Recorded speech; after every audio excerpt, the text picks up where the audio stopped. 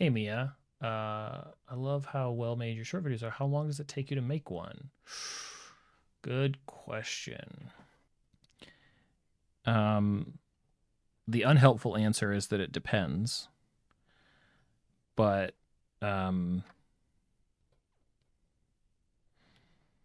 it's been a lot better. And here I'm talking about like, and I think you are too, the short videos that are not just clipped off a stream, right?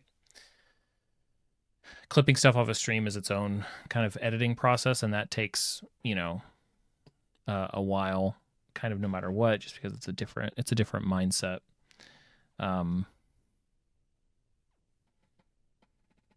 Scripted, I think of everything else as scripted because I write a script, so the process basically amounts to, I have a bunch of ideas and I write all those ideas down and I revisit those ideas and I'll write out a script and I'll time that script. Everything in my shorts is starts with sort of the spoken word stuff, and then I kind of make everything else fit against that. Um, so I'll write a few versions of a script and get it timed out. So the once I get the script down and I get about 60 to 70 seconds, that's kind of been usually my goal. Then I'll find music that fits with that and I'll storyboard. So I usually have some ideas in mind anyway. And so I actually have, do I have one around here? Right. And then I'll storyboard what I'm gonna do. So this is let's find an interesting one.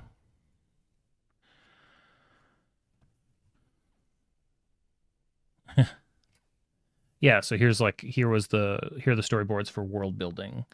Or sorry, not world building. That was just the name of that shot. Rubber ducking. And so I'll set it up basically kind of alongside the phrases, like the things that I'm going to say, and kind of the shots as I imagine them, and kind of which ones are going to jump cut, which ones are going to move. If I have any sound effects, if I have any visual effects that I'm going to do. And sometimes this stuff will change, but basically from here I can sort of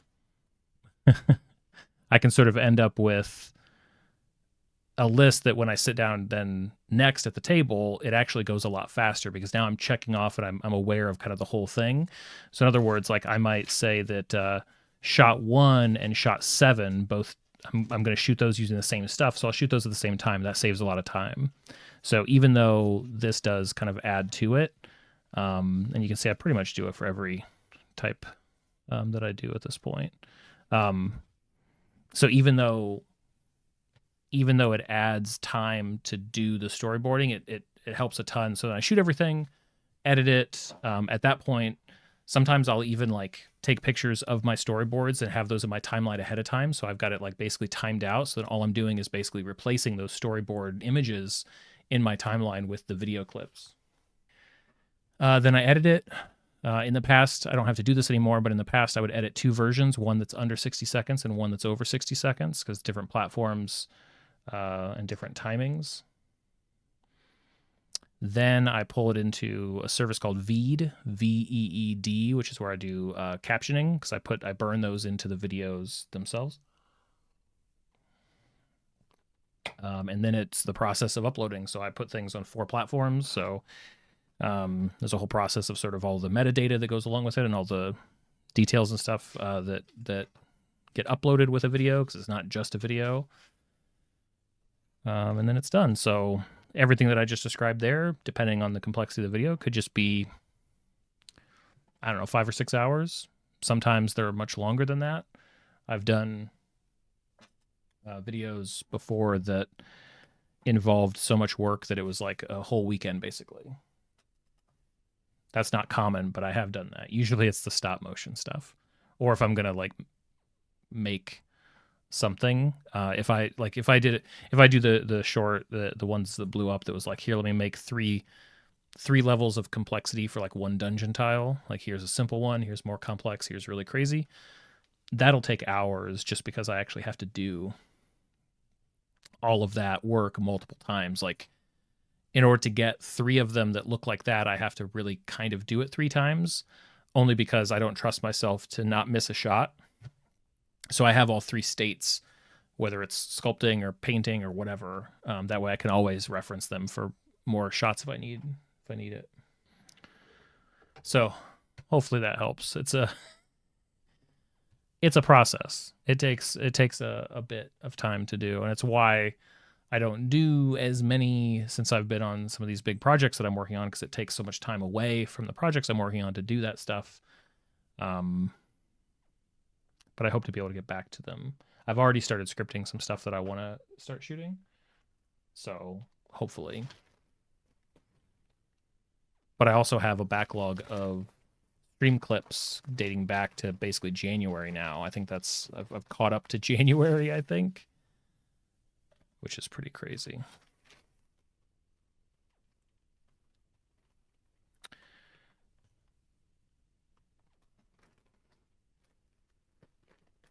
Yeah, thanks, Sector.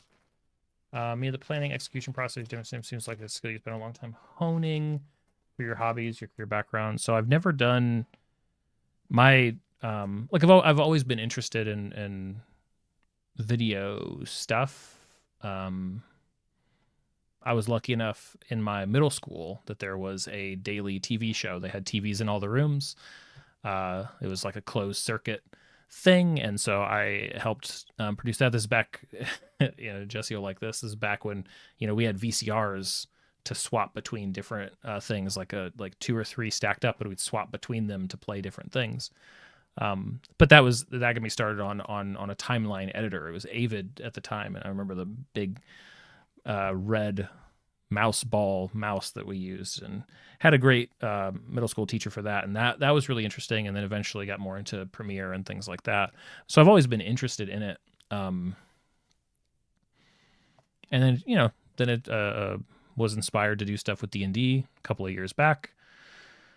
And really, it's just about honing that process, right? It's the same thing as running sessions or any sort of hobbies where we get nervous about ourselves. Really, like, I just sat down and was like, I'm not going to think too hard about this until I've made 100 videos, because what do I really know about this? I made a video. I remember when I was like, this is my 100th video. It was more for me than for anybody else. Nobody else really cared. But if you go back and watch some of my early, like 5 or 10 videos, they are rough. All I did was pay attention, try to improve, try to find like, okay, here's like the better way to shoot with my camera. Here's like a better process for editing. Here's snappier. Here's how it needs to be punchy and needs to hit at the beginning hard. Like, these first 2 seconds really matter. And I just sort of figured it out over time that way. I just, yeah.